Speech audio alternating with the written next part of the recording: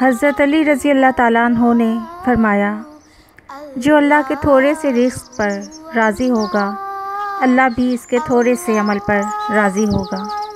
اپنے ہاتھوں حکومت سے دستبردار ہونا پہاڑ کے اپنی جگہ ہٹنے سے زیادہ مشکل ہے۔ لوگوں سے وہی گفتگو کرو جسے وہ جانتے ہیں، اور جس چیز کو وہ نہیں جانتے اس چیز کی انہیں زحمت نہ دو۔ محبت آفرینی آدھی عقل ہے۔ توفیقات خداوندی زحمتوں کے لحاظ سے نازل ہوتی ہے۔ اہل و عیال کی کمی ایک قسم کی سرمایہ داری ہے۔ صبر مصیبت کے مطابق ملتا ہے۔ جس نے مصیبت میں زانو پیٹا اس کا اجر ضبط ہو گیا۔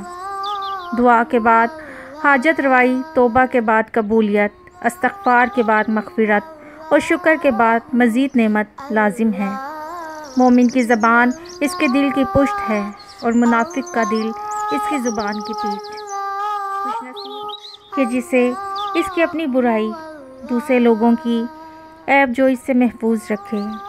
مومن تو وہی ہے جو اپنی عقل کو زندہ کر لیتا ہے اور اپنے نفس کو کچل دیتا ہے۔ فوج کا ہر راول دستہ اس کے جاسوس اور ہر راول دستے کے جاسوس اس کے فرستادہ ہوتے ہیں۔ جو اپنی حیثیت پر رہتا ہے اس کی عزت محفوظ رہتی ہے۔ لوگ بیماری کے خوف سے غذا چھوڑ دیتے ہیں، مگر عذاب الہی کے خوف سے گناہ نہیں چھوڑتے۔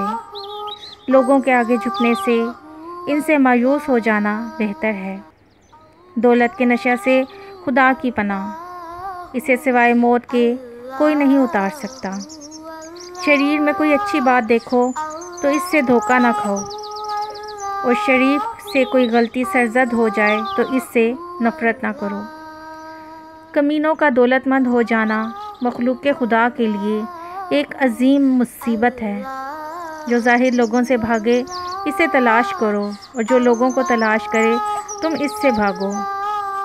بوڑھے کا مشورہ جوان کی قوت بازو سے زیادہ وقی ہے۔ قناعت وہ دولت ہے جو کبھی ختم نہیں ہوتی۔ حکمت ایک درخت ہے جو دل میں اگتا، دماغ میں پھلتا پھولتا اور زبان پر پھل دیتا ہے۔